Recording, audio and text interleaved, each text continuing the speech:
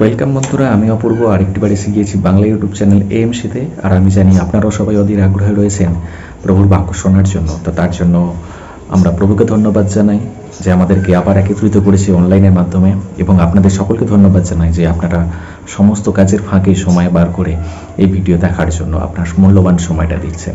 মনে রাখবেন, আপনি যে সময়টা প্রভুর বাক্য শোনার জন্য বা দেখার জন্য খরচ করছেন, তার বিনিময়ে আপনি হাজার গুণে আশীর্বাদ পেতে চলেছেন। হালেলুয়া। তো যেমন আমি বলে থাকি, আজকে বাইবেলের একটা গল্প নিয়ে আলোচনা করব। আর হয়তো আজকের বাক্যটা একটু বড় হতে পারে, তো আমি চেষ্টা করব ছোট করে বলার। কোনো রকমভাবে স্কিপ করবেন না, যেন শেষ পর্যন্ত শোনেন, তাহলেই আপনি এই বাক্যের পুরো মানে বুঝতে পারবেন।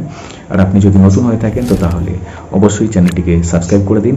আর নিচেতে লাইক বাটন রয়েছে, যতটা জোরে পারেন লাইক বাটনটা টিপে দিন। হালেলুয়া। তো আসুন আজকের বাক্য শুরু করা যাক।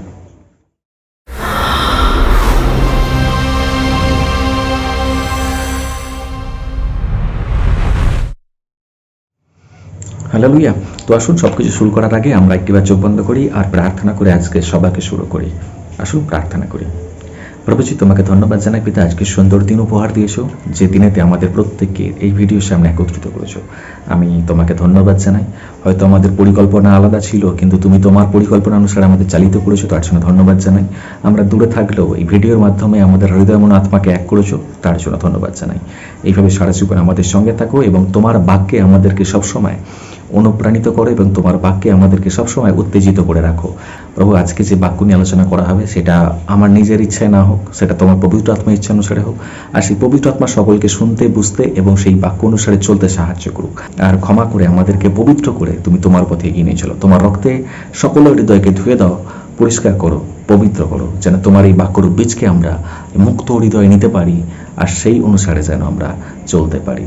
হয়তো প্রভু বাইরে বাচ্চারা খেলাধুলা করছে, তার আওয়াজ আসবে, বা অন্যান্য গাড়ির আওয়াজ আসতে পারে। প্রভু, সেই সকল ডিস্টার্ব দিয়ে শয়তান যেন আমাদের মনকে না আলাদা করে, আমাদের মনকে যেন প্রভু তার দিকে না ছিনিয়ে নেয়, কিন্তু প্রভু আমরা যেন এক মনে তোমার বাক্য শুনতে পারি, বুঝতে পারি আর সেই অনুসারে যেন চলতে পারি।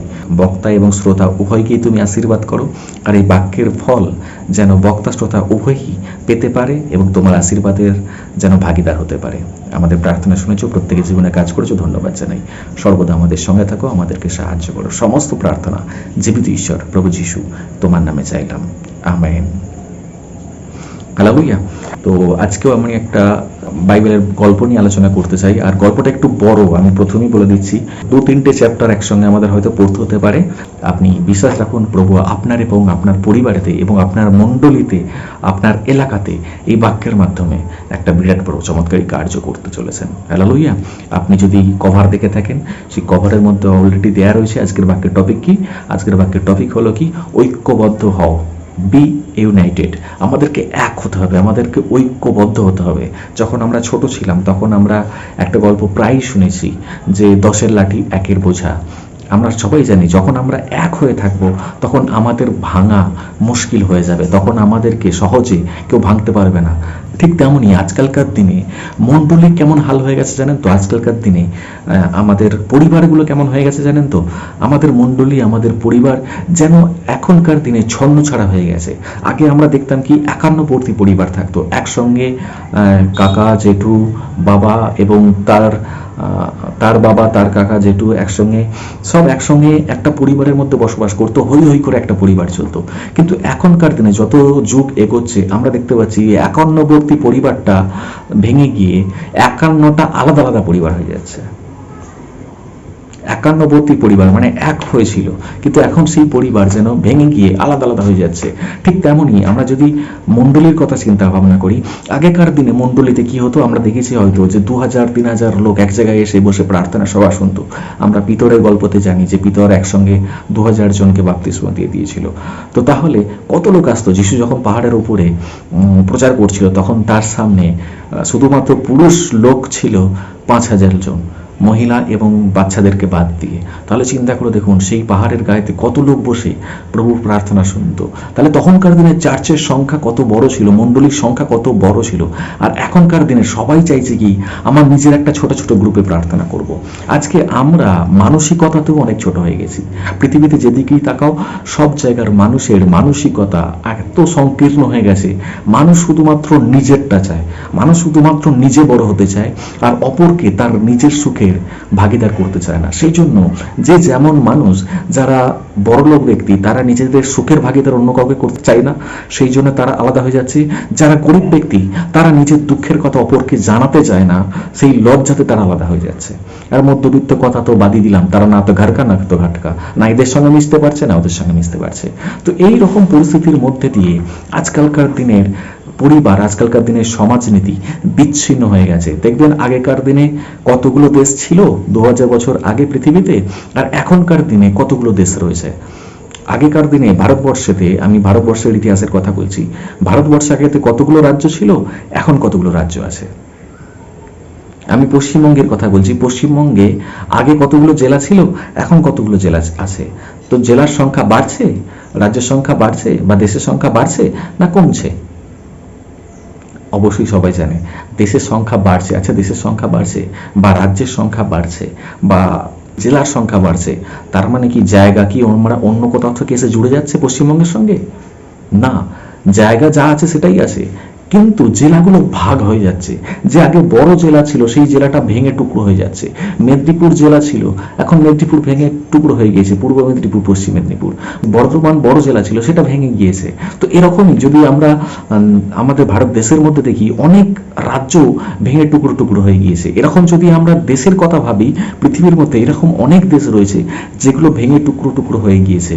আর আসলে সবাই চাইছে আমরা স্বাধীন হব, আসলে সবাই চাইছে আমরা আলাদা হব, আমরা আলাদা কিছু করার চেষ্টা করব। এবার আমাকে বলুন, যদি এইভাবে সবাই যদি আলাদা হওয়ার চেষ্টা করে, তাহলে তাদের শক্তি কি বাড়ছে না আদৌ কমছে? হয়তো রাজনীতির দিক থেকে দেখতে গেলে তারা নিজেদেরকে শক্তিশালী মনে করতে পারে, কিন্তু সামগ্রিকভাবে যদি আলোচনা করা যায়, তাহলে দেখা যাচ্ছে আমরা আরো বেশি দুর্বল হয়ে যাচ্ছি। কারণ আমরা যত ভেঙে টুকরো টুকরো হচ্ছি, তত আমাদের শত্রুর সংখ্যা আরো বাড়ছে।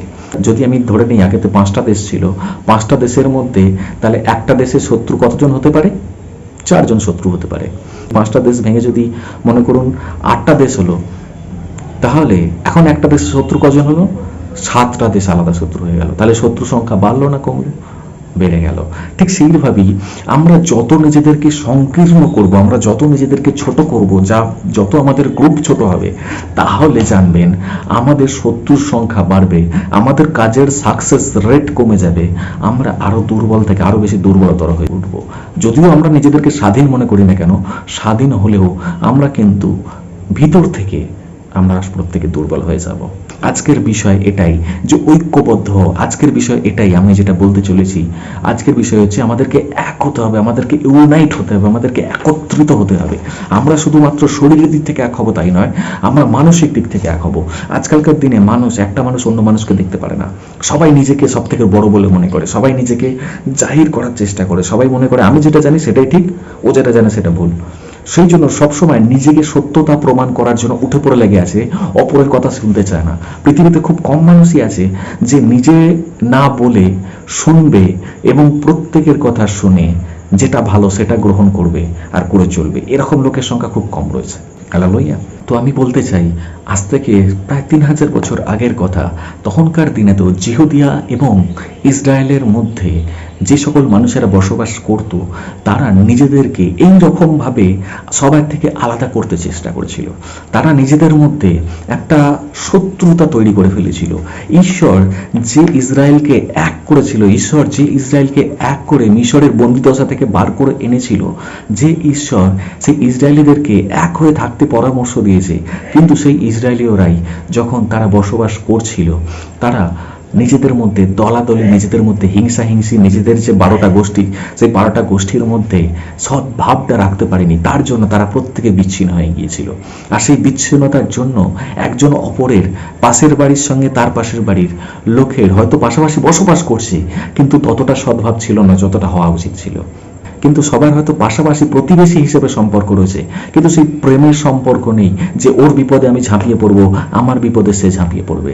ঠিক এইরকমই যখন সময়, এইরকমই যখন সুযোগ এসেছে, তখন আজ থেকে প্রায় 3000 বছর আগেকার কথা বলছি, তখন জিহুদিয়ার বাইরের একটা দেশ, যেটাকে আমরা বাবিল নামে জানি, যেটাকে আমরা ইতিহাসে ব্যাবিলন বলে চিনেছি, সেই বাবিল রাজা বা ব্যাবিলনীয় সভ্যতার রাজা এসে জিহুদিয়াকে আক্রমণ করে।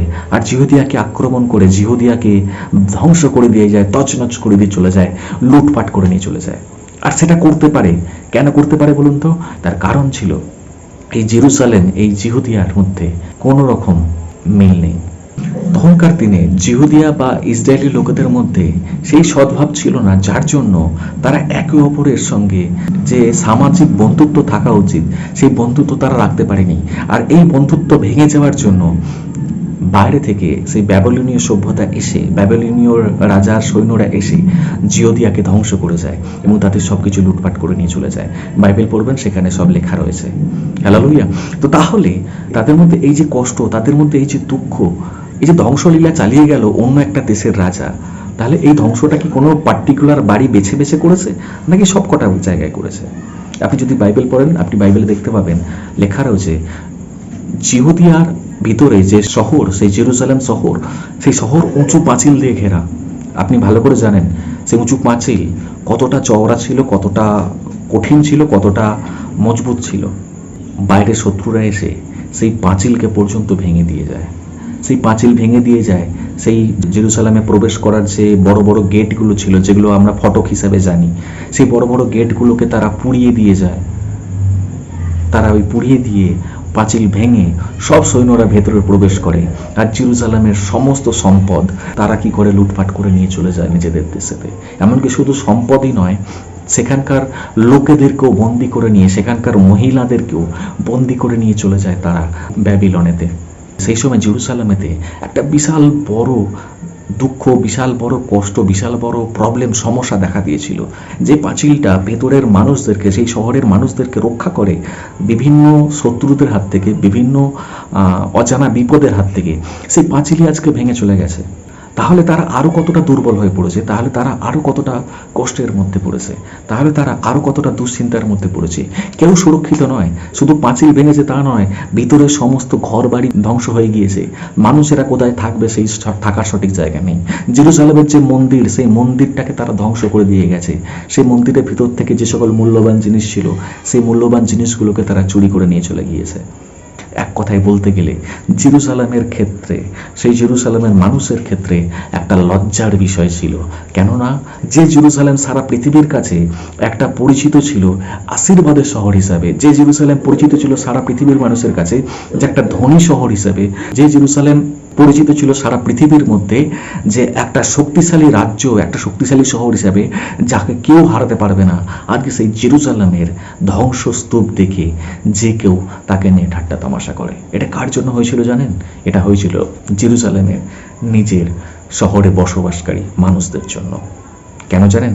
কারণ তাদের মধ্যে একতা নামক জিনিসটা ছিল না, তাদের মধ্যে ঐক্যবদ্ধতা ছিল না, তাদের নামে একতা জিনিসটা ছিল না। তুই তোর দেখ, আমি আমার দেখব, আমি আমার নিজেরটাকে বড় করার চেষ্টা করব, আমি নিজের জীবনটাকে আরো ভালো করার চেষ্টা করব। তুই খেতে পেলি কি না পেলি আমার দেখার দরকার নেই, তোর জীবনে কোনো প্রবলেম এলো কি না এলো সেটা আমার দেখার দরকার নেই। এই রকম ভাবে তারা চলছিল। সেই জন্য যখন বিপদ এলো, সেই বিপদের সময় প্রত্যেকে একা ছিল। একা কখনো জানবেন বিরাট বড় বিপদের সঙ্গে লড়াই করা যায় না। যদি বিরাট বড় বিপদের সঙ্গে লড়াই করতে হয় তাহলে একসঙ্গে আমাদেরকে জোট বাঁধতে হয়। হালেলুয়া। অনেক সময় আমরাও দেখি আমাদের মণ্ডলীর মধ্যে প্রবলেম আছে, অনেক সময় আমরা দেখি আমাদের দেশের মধ্যে প্রবলেম আছে, আমাদের পরিবারের মধ্যে প্রবলেম আছে। আর যদি মনে করুন আপনার পরিবারের মধ্যে যে 4টে বা 5টা মেম্বার, তাদের মধ্যে যদি একতা না থাকে, তাদের মধ্যে যদি এক মনোভাব না থাকে, সবাই যদি আলাদা আলাদা চিন্তা করে, তাহলে জানবেন সেই পরিবার ভাঙতে আর বেশি সময় লাগবে না।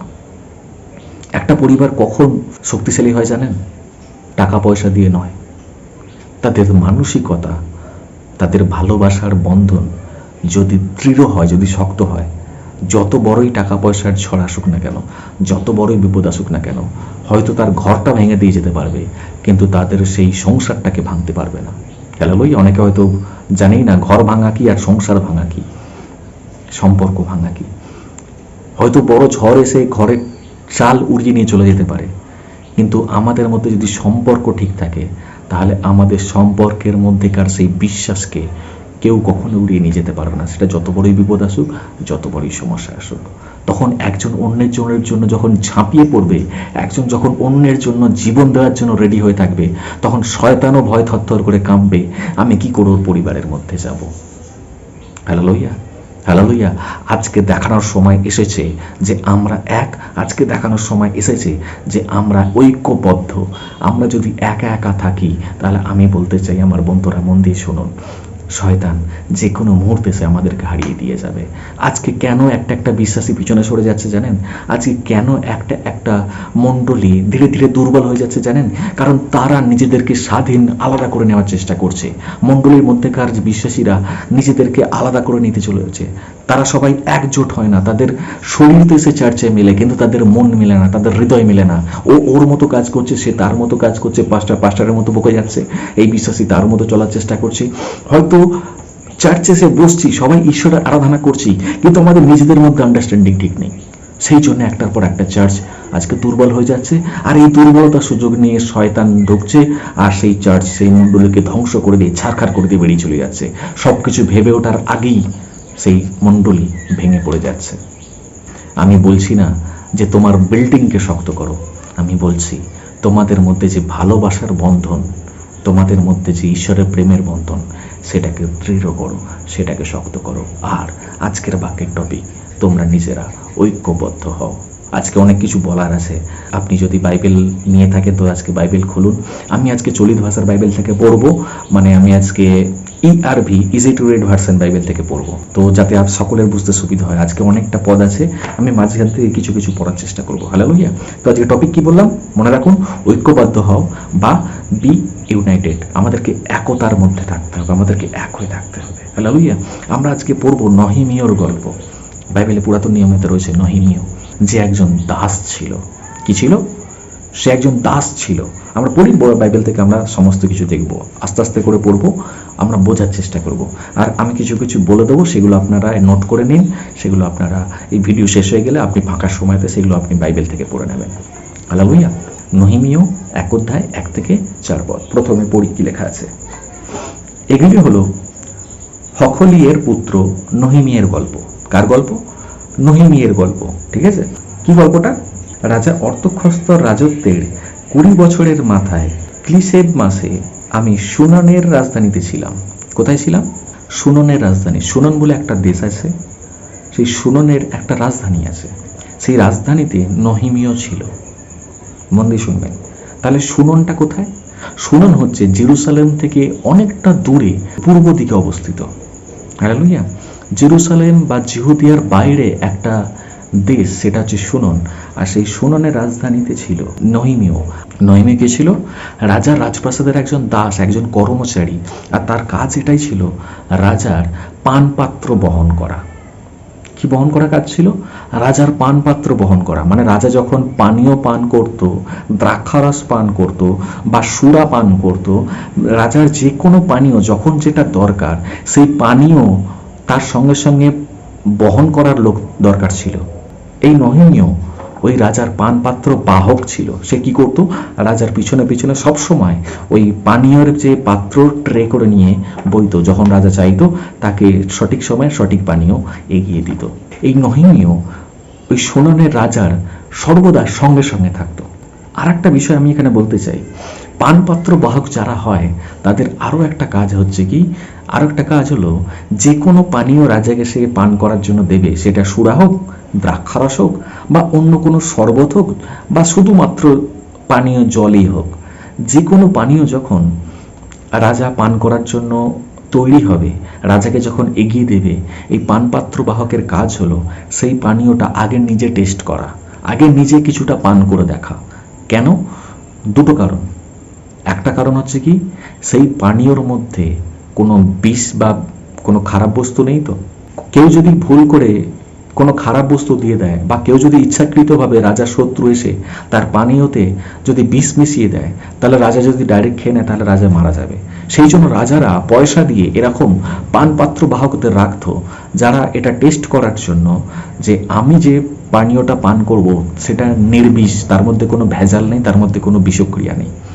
যদি আমার পানপাত্র বাহকের মধ্যে যদি কোনো রকম বিকৃতি দেখতে পাই, যদি তার মধ্যে কোনো অস্বস্তিকর বিষয় দেখতে পাই, তাহলে সেই পানীয়টা আমি আর গ্রহণ করব না। তার মানে তার মধ্যে কিছু গন্ডগোল আছে। প্রাণ গেলে একজন সাধারণ দাসের প্রাণ যাবে, কিন্তু রাজা, যে সারা দেশের রাজা, তার প্রাণটা বেঁচে যাবে। এই জন্য তখনকার দিনে রাজারা কি করত, একজন একজন পানপাত্র বাহক, একজন বা একাধিক পানপাত্র বাহক সঙ্গে করে রাখত। আর এই পানপাত্র বাহক সবসময় রাজার সঙ্গে সঙ্গে থাকতো।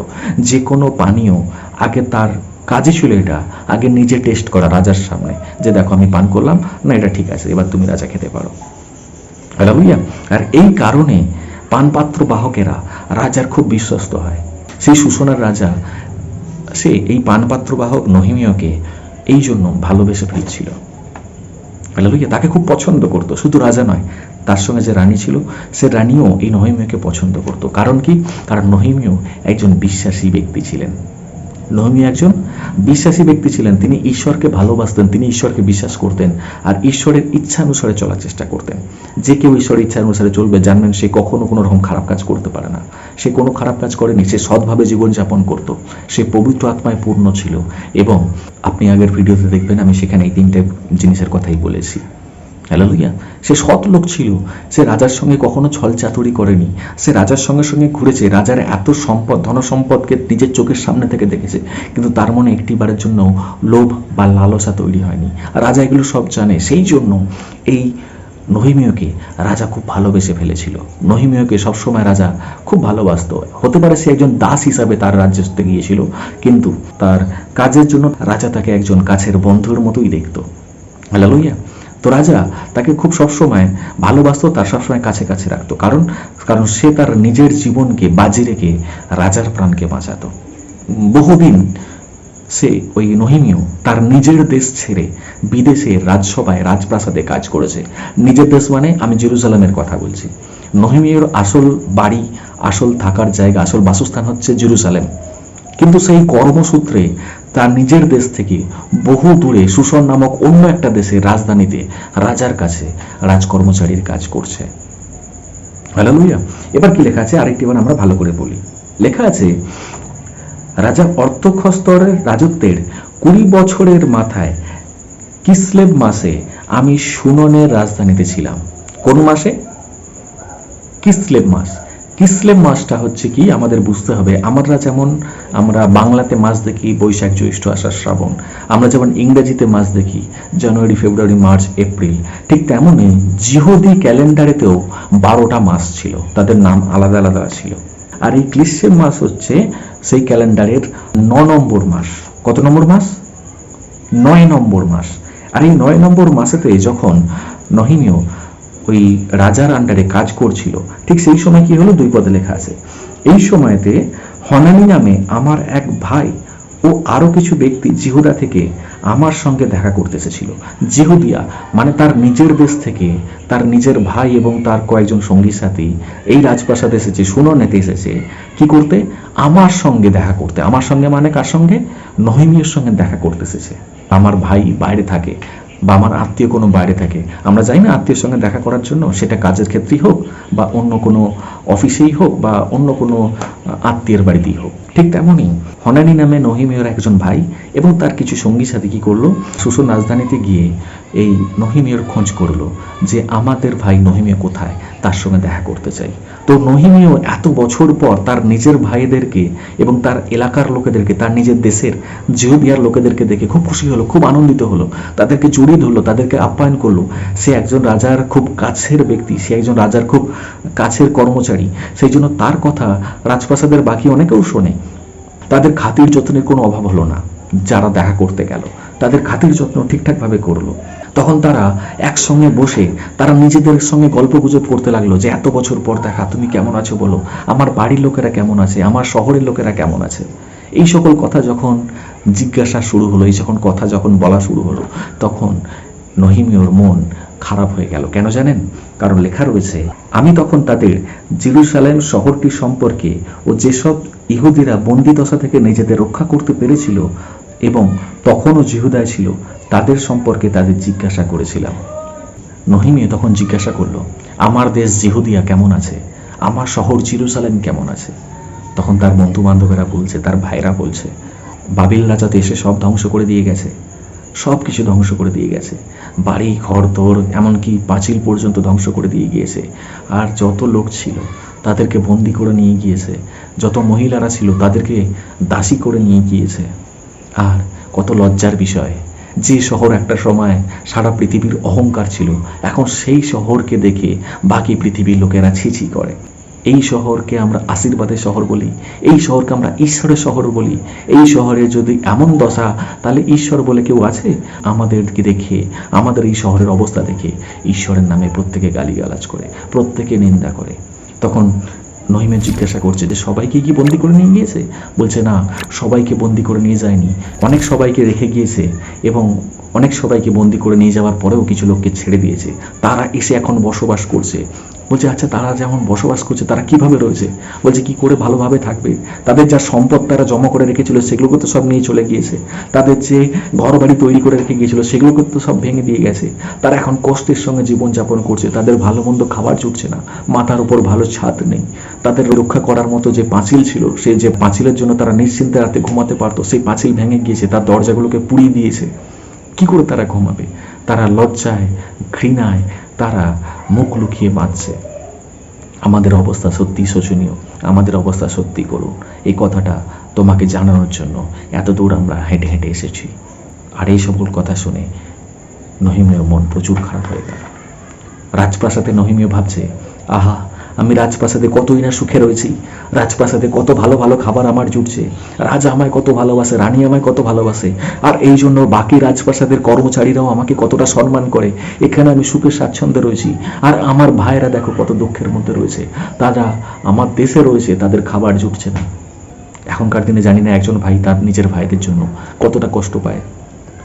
এখন একজন ভাই তার অন্য ভাই কষ্টে থাকলে বলে হয়তো ঠিক হয়েছে, তোর খারাপ হয়েছে, কিন্তু তখনকার দিনে নহিমীয় সে চিন্তা করছে, আমি রাজপ্রাসাদে রয়েছি, রাজার হালে রয়েছি, এখানে কত মনোরম পরিবেশের মধ্যে রয়েছি, যা আমি ইচ্ছা করি রাজা আমাকে সেটাই এনে দেয়, কারণ রাজার প্রিয় পাত্র।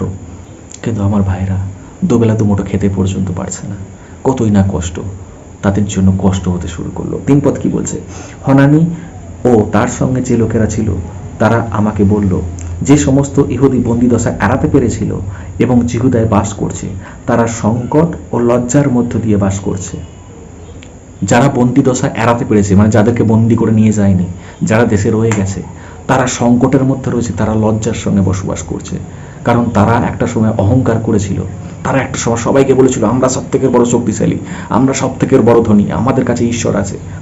তারা লোকেদের কাছে বলেছিল, লোকেরা ভয় করে চলতো ইসরায়েলকে, লোকেরা ভয় করে চলতো জিহুদাকে, লোকেরা সম্মান করে চলতো জিহুদিয়া এবং জেরুজালেমকে, লোকেরা সম্মান করে চলতো জেরুজালেমের যে মন্দির, যে তার মধ্যে যে ঈশ্বরের বসবাস, সেই ঈশ্বরকে তারা সম্মান করে চলতো। কিন্তু আজকে সেই লোকেরাই যারা সম্মান করতো, যারা ভয় করতো, তারা তুচ্ছতাচ্ছিল্য করে, তাদেরকে দেখে হাসি মজা করে, খেসা করে। সেই জন্য লেখা আছে আমার ভাইয়েরা সেখানে সংকটের মধ্যে এবং লজ্জার মধ্যে বসবাস করছে। আর কি কেন? কারণ জেরুজালেমের প্রাচীর ভেঙে পড়েছে এবং দরজাগুলি আগুনে পুড়ে গেছে। কি হয়েছে? জেরুজালেমের প্রাচীর ভেঙে গিয়েছে এবং দরজাগুলো আগুনে পুড়ে গিয়েছে। যে কেউ এসে যখন তখন এসে লুটপাট করে নিয়ে চলে যেতে পারে, আর সেটাই হচ্ছে। একজন ব্যক্তি যখনই একটু খেটে খুঁটে টাকা পয়সা রোজগার করে নিজের ঘরটা মেরামত করার চিন্তা ভাবনা করছে, সেই ঘর মেরামত করার আগেই সেই বাইরে শত্রুরা আসছে, আবার ভেঙে দিয়ে চলে যাচ্ছে, আবার লুটপাট করে নিয়ে চলে যাচ্ছে।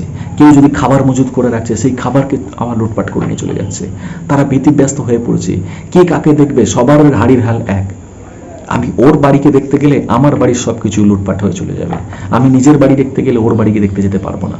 সবাই নিজেকে নিয়ে ব্যস্ত, সবাই নিজের পায়ে দাঁড়াতে ব্যস্ত, কেউ আর নিজে স্বাবলম্বী নেই। প্রত্যেকে আজকে ধোঁকছে, প্রত্যেকে আজকে দুর্বল হয়ে গিয়েছে।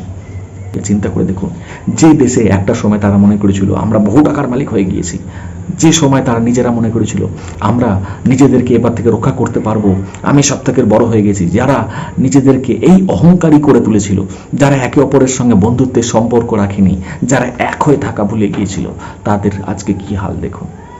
তারা এখন লজ্জায় আর সংকটে দিন কাটাচ্ছে। ঠিক আমাদের জীবনেও হয়তো এরকমই আজকে সংকট এসেছে।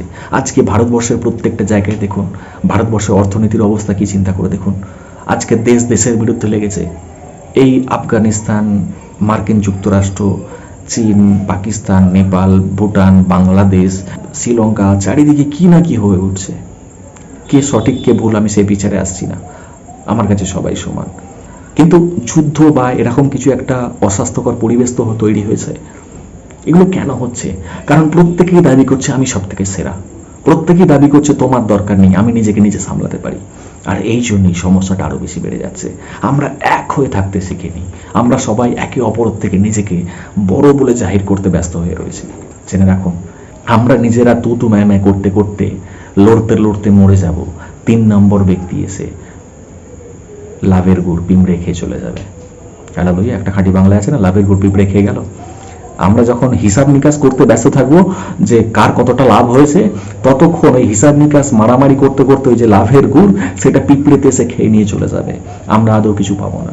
আর এটাই হচ্ছে পৃথিবীর মধ্যে। আমরা কষ্ট করে চাকরি করছি, আমরা কষ্ট করে বড় হচ্ছি, আমরা কষ্ট করে পড়াশোনা করছি, দেখুন লাভের গুড় পিঁপড়ে খেয়ে যাচ্ছে না, অযোগ্যরা চাকরি পেয়ে যাচ্ছে, কিছু কিছু অসৎ ব্যক্তিরা দেশকে কিভাবে লুটে নিচ্ছে, আমরা দেখতে পাচ্ছি এগুলো সব চোখের সামনে। লাভের গুড় পিঁপড়ে খেয়ে নিয়ে যাচ্ছে। যারা যোগ্য ব্যক্তি তারা আজকে কষ্টে দুঃখের মধ্যে জীবনযাপন করছে, আর অযোগ্য ব্যক্তিদের একতলা বাড়ি থেকে দোতলা হয়ে যাচ্ছে, দোতলা বাড়ি থেকে 3 তলা হয়ে যাচ্ছে। কেন? কারণ তারা অসৎ পথে চলা শুরু করেছে। চলছে না দেশের মধ্যে, পৃথিবীর মধ্যে অরাজকতা। এগুলো কেন চলছে জানেন? কারণ আমাদের মধ্যে একতা নেই। ও ওর নিজের কথা ভাবছে, আমি আমার নিজের কথা ভাবছি। ঠিক মণ্ডলীতেও একই অবস্থা। আজকালকার দিনে মণ্ডলীর মধ্যে একতা নেই, মণ্ডলী সেই জন্য ভঙ্গুর হয়ে গেছে, মণ্ডলী সেই জন্য ভগ্নপ্রায় হয়ে গিয়েছে। একজন বিশ্বাসী সে যখন প্রথম প্রথম আসছে মনে করছে না এটা ভালো, কিন্তু তার কিছুদিন পর থেকেই মনে হচ্ছে দূর এখানে ভালো নয়, এখানে এই খারাপ, এখানে সেই খারাপ, এখানে এই ভালো নয়, এখানে সেই ভালো নয়, ওর মন ভালো নয়, তার মন ভালো নয়। একজন ব্যক্তি যার যিশুকে দেখে মণ্ডলীতে এসে তার প্রভুতে আরো এক হয়ে যাওয়ার কথা, সে কিনা যিশুকে না দেখে সেই মণ্ডলীর মানুষজনদেরকে দেখছে, আর মানুষজনদেরকে দেখে বলছে প্রভুর লোকেরা এরকম হয়। প্রভুর লোকেরা যদি এরকম হয় তাহলে আমরা কোথায় যাব? সেই জন্য তারা প্রভুর উপর বিশ্বাস করে না। কেন জানেন? কারণ আমরা নিজেরা খারাপ হয়ে গেছি। জেরুজালেম এমনি এমনি ধ্বংস হয়নি, জেরুজালেমের বাইরের লোকেরা এসে ধ্বংস করেছে। কেন জানেন? কারণ জেরুজালেমের নিজেদের লোকেদের মধ্যে একতা ছিল না, তাদের মধ্যে বন্ধুত্ব ভাব ছিল না, একে অপরে কষ্টের সময়, দুঃখের সময়, যুদ্ধের সময় ঝাঁপিয়ে পড়েনি। তোর লুট করছে, লুট করুক না, তাহলে তুই কমে যাবি, আমার বেড়ে যাবে, এই আনন্দে তখন তারা সবাই নাচছিল। কিন্তু ও জানে না, একটা বাংলায় কথা আছে, ঘুটে পড়ে আর গোবর হাসে। হালেলুয়া। আজকে ওর জীবনে কষ্ট হচ্ছে আর আমার দেখে খুব ভালো লাগছে, কিন্তু একবার চিন্তা করে দেখুন, যখন আমার জীবনে কষ্ট আসবে তখন আমি কি করব? তখন ও আর বাঁচাতে আসবে তো? ঠিক সেই ঘটনাই আজ থেকে 3000 বছর, প্রায় 3000 বছর আগে জেরুজালেমের প্রতি ঘটেছিল। হালেলুয়া। তারা সবাই কষ্টের মধ্যে জীবনযাপন করছে, আর সেই খবর সুসন দেশেতে, রাজধানীতে নহিমীয়র কাছে পৌঁছালো। নহিমীয় কান্নাকাটি শুরু করে দিয়েছে, আমার দেশের কি অবস্থা। যে দেশের লোকেরা দেশের থেকে তার দেশের জন্য চিন্তা করে না, একজন বিদেশে রয়েছে নহিমীয়, সে সেখানে বসে বসে কান্নাকাটি করছে, আমার দেশের লোকেরা আজ কষ্টের মধ্যে রয়েছে। Hallelujah, hallelujah. সে বিদেশ থেকে চিন্তা করছে, আমি এখানে সুখে শান্তিতে রয়েছি, আমার দেশ আজকে কত কষ্টের মধ্যে রয়েছে, সেই দেশের আমার ভাইরা কত কষ্টের মধ্যে রয়েছে, তাদেরকে বাঁচাতে হবে। আমি কি করব তাদেরকে বাঁচানোর জন্য? 4 পদে লেখা রয়েছে, জেরুজালেম ও সেখানকার বাসিন্দাদের সম্পর্কে এ কথা শোনার পর আমার মন খুবই খারাপ হয় এবং আমি বসে পড়ে কাঁদতে শুরু করি। আমি মানে নহিমীয় সেই কথা বলছে। বলছি, যখন জেরুজালেমের এবং জিহুদিয়ার এই কথা শুনলাম, এই কথা শুনে আমার মন হৃদয় ভেঙে গেল। আমি তখন কাঁদতে বসে পড়ি যে আমার নিজের জন্মস্থান, আমার নিজের দেশের, আমি যাকে ভালোবাসি, যেখানে আমি বড় হয়ে উঠেছি, সেই দেশের আজকে কী অবস্থা, আমার ভাইদের কী অবস্থা, তারা কষ্ট পাচ্ছে, তারা কাঁদছে, তারা থাকার জায়গা নেই, তারা দুঃখের মধ্যে রয়েছে। আর কি লেখা রয়েছে? ভারাক্রান্ত মনে আমি কিছুদিন ধরে উপবাস করতে ও স্বর্গের ঈশ্বরের কাছে প্রার্থনা করতে শুরু করলাম। আমরা হলে কি করতাম? আমরা হলে বন্ধুদের সামনে আহু উহু করে খারাপ হয়েছে খারাপ হয়েছে বলে বন্ধুদের বিদায় করে দিতাম, নিয়ে আবার আমি আমার নিজের জীবনটা যেমন আনন্দের আঝালে চলছিল সেরকমই ভাবে চালাতাম, তাই তো নাকি? আমরা হলে সেই কাজ করতাম। তোরা ওই দেশে থাকিস, এখন আমার ওই দেশে যাওয়ার দরকার নেই, আমি এখন এই দেশে ভালো চাকরি পেয়ে গেছি, এখানে ভালো খাবার দাবার জুটছে, এখানকার রাজা আমাকে ভালোবাসে, আমি একটা ভালো পদেতে রয়েছি, আমার আর জানার দরকার নেই, ওখানে যা হচ্ছে তোরা মরছিস মরগে যা, এটা আমরা ভাবতাম। কিন্তু নহিমীয় সেটা ভাবেনি। নহিমীয় লেখা আছে, আমি কয়েকদিন ধরে উপবাস করতে শুরু করলাম, রাজপ্রাসাদের খাবার তার আর মুখে উঠছে না। কেন? কারণ তার শরীর তো ওখানে রয়েছে, মন পড়ে আছে তার নিজের ভাইদের কাছে দূর দেশেতে। তার শরীর ওখানে রয়েছে, তার চোখের সামনে ভালো খাবার, তার চোখের সামনে দামি দামি খাবার, তার সেই খাবারের রুচি নেই, তার মনের মধ্যে দুঃখ, সেই ঈশ্বরের কাছে প্রার্থনা করছে, হে প্রভু, আমার সামনে এই ভালো খাবার, কিন্তু আমার ভাইটা আজকে না খেয়ে বসে রয়েছে, আমি কি করে এই ভালো খাবার খাবো? আমার সামনে এত ভালো খাবার, না জানি আমার কোন পাশের বাড়ির মা, আমার কোন কাকিমা আজকে না খেতে পেয়ে সেখানে মরে যেতে চলেছে, ভালো চিকিৎসা না পেয়ে মরে যেতে চলেছে, আমি কি করে এই খাবারগুলো আজকে মুখে তুলবো?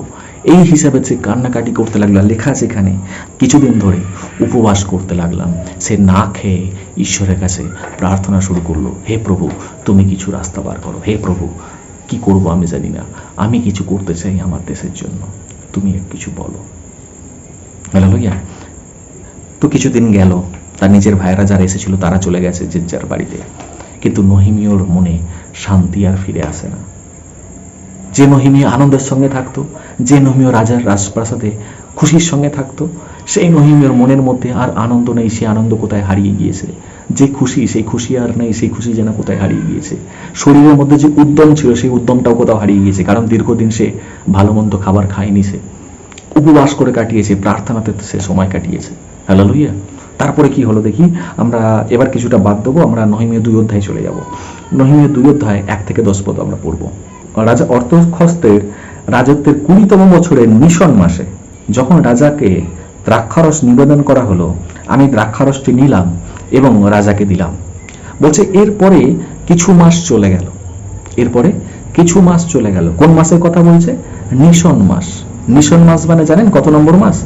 নিশন মাস হচ্ছে হিব্রু ক্যালেন্ডারের প্রথম মাস, মানে যেটাকে আমরা জানুয়ারি বলি। তাহলে কত নম্বর মাস থেকে তার কাছে খবর এসেছে? 9 নম্বর মাসে তার কাছে খবর এসেছে, ক্লিসের মাসেতে। তাহলে 9 নম্বর মাস, 9 নম্বর মাসটা পুরোটা গেল, 10 নম্বর মাস, 11 নম্বর মাস, 12 নম্বর মাস এবং 12 নম্বর মাসের মাথায় 1 নম্বর মাস। হালেলুয়া। মানে পুরো 4 মাস নহিমীয় উপবাস করেছে। আর 4 মাস যদি উপবাস করে প্রার্থনা করে, তার শরীরে কি হাল হবে বুঝতে পারছেন? লেখা আছে এখানে, যখন ওই মিশন মাসে মানে বছরের প্রথম মাসে যখন আমি রাজাকে যখন দ্রাক্ষারস দেওয়ার জন্য যখন পাত্রটা এগিয়ে নিয়ে গেলাম এবং রাজাকে যখন দিলাম, এর আগে তার সঙ্গে থাকাকালীন রাজা কখনো আমাকে বিষাদগ্রস্ত দেখেনি, কিন্তু সেদিন আমি সত্যিই বিষাদগ্রস্ত হয়েছিলাম। এর আগে রাজা কখনো আমাকে দুঃখে ভরা প্রাণ, দুঃখের মুখ আমার দেখেনি কখনো। রাজার সামনে যতবার গেছি, আমার মনের মধ্যে যাই দুঃখ থাকুক না কেন, রাজার সামনে আমি সবসময় হাসি মুখে গিয়েছি। কিন্তু এই দুঃখটা আমি আর বেশি দিন চাপা রাখতে পারিনি। রাজার সামনে আমি একটা দিন আর এই মিথ্যা অভিনয় করতে পারলাম না। রাজার সামনে আমার দুঃখের মুখটা প্রকাশ হয়ে গেল। আমি ভেবেছিলাম রাজাকে এই ঝামেলার মধ্যে জড়াবো না, আমি ভেবেছিলাম রাজাকে এই বিষয়ে কিছু জানাবো না, আমি নিজেই ঈশ্বরের কাছে প্রার্থনা করব। কিন্তু রাজা একটা সময় ঠিক দেখতে পেল যে আমার মুখটা দুঃখে ভরে রয়েছে, আমাকে বিষাদগ্রস্ত, এতটা বিষাদগ্রস্ত এর আগে রাজা কখনো দেখেনি। আর যখনই রাজা আমাকে বিষাদগ্রস্ত দেখলো, রাজা তো আমায় ভালোবাসে, রাজা চুপ থাকবে কি? না। কি লেখা রয়েছে দেখি, 2 পদে বলছে, রাজা আমাকে জিজ্ঞাসা করলেন, তোমার কি শরীর খারাপ? তোমাকে এত বিষাদগ্রস্ত লাগছে কেন? মনে হচ্ছে তোমার হৃদয় বিষাদে পূর্ণ। তখন আমি খুব ভয় পেলেও রাজাকে বললাম, 3 পদে বলছে, মহারাজ দীর্ঘজীবী হন। আমার মন ভারাক্রান্ত, কারণ যে শহরে আমার পূর্বপুরুষরা সমাধিস্থ, সেই শহর আজ ধ্বংসস্তূপে পরিণত হয়েছে এবং সেই শহরের ফটকগুলি আগুনে পুড়ে ধ্বংস হয়েছে। তখন নহিমী বলছে, হে রাজা, আর আমি তোমার কাছে লুকাবো না কিছু। আমার মন সত্যি আজকে বেশ কয়েকদিন ধরে দুঃখে রয়েছে। 4 মাস ধরে আমার মনের মধ্যে শান্তি নেই। কারণ কি জানো? কারণ আমার পূর্বপুরুষরা যে শহরের মধ্যে মরে গিয়ে তারা কবর নিয়েছে, যে শহরে আমার পূর্বপুরুষরা ঘুমাচ্ছে, মানে কবর সমাধিস্থ, মানে কবর দিয়েছি যাতে, আমার সেই পূর্বপুরুষদের দেশ, আমার নিজের দেশের লোকেরা আজকে কষ্টের মধ্যে রয়েছে। সেই দেশ আজকে ধ্বংসপ্রাপ্ত হয়ে রয়েছে। আমি আজকে এখানে আনন্দের সঙ্গে রাজপ্রাসাদের মধ্যে রয়েছি, কিন্তু তাদের থাকার মতো ভালো জায়গা নেই। যে জেরুসালেমকে সবাই সম্মান করে চলতো, সারা পৃথিবীর লোক সম্মান করে চলতো, সেই জেরুসালেমের প্রাচীর আজকে ভেঙে গিয়েছে। সেই প্রাচীর এখনো পর্যন্ত গড়ে ওঠেনি, কারণ সেই গড়ে তোলার সামর্থ্য কারোর মধ্যে নেই। জেরুসালেমের প্রত্যেকে আজকে গরিব হয়ে গিয়েছে। যে শহর ধনী শহর নামে পরিচিত ছিল, সেই শহর আজকে গরিব হয়ে গিয়েছে। সেই শহরের আজকে ধন সম্পদ বলে কিছু নেই, সব ব্যাবিলনীয় লোকেরা লুটপাট করে নিয়ে চলে গেছে। শুধু তাই নয়, সেখানকার লোকেদেরকেও তারা দাসী করে, দাস করে, কৃতদাস করে নিয়ে চলে গিয়েছে। আমার মন সেই জন্য দুঃখে বিষাদগ্রস্ত। রাজা বলছে, তাই তো এতদিন হয়েছে, তুমি আমাকে কেন এতদিন বলনি? এতদিন কেন তুমি বলনি? তুমি কি আমাকে পর বলে ভেবেছো? রাজা নহিনীয়কে বলছে, তুমি জানো না আমি তোমাকে কতটা ভালোবাসি? আর এত বড় কথা তুমি আমার থেকে লুকিয়ে নিয়ে গেছো। তোমার নিজের দেশ, তোমার নিজের আত্মীয়, তোমার নিজের কুটুম, তাহলে কি আমার কেউ নয়? তুমি আমার জন্য তোমার নিজের জীবন বলিদান করে দিতে চাও। আমার খাবারকে তুমি আগে টেস্ট করো। আমার তো শত্রুর অভাব নেই, আমার প্রচুর শত্রু আছে। আমাকে যাতে কেউ না মারতে পারে বিষ দিয়ে, সেই জন্য আগে সমস্ত খাবার তুমি খাও। আমার জীবনের রিস্কটা তুমি নিজের কাঁধের উপর তুলে নিচ্ছ। আমার জন্য তুমি তোমার নিজের জীবনটা পর্যন্ত বাজি রাখছো। আর তুমি আমাকে ভেবেছো আমি তোমার জন্য কিছু করতে পারবো না? তুমি আমাকে এতদিন ধরে বলোনি তোমার এই সমস্যার কথা? তোমার পরিবারের সমস্যা কি আমার পরিবারের সমস্যা নয়? তুমি কেন এতদিন আমাকে বলোনি?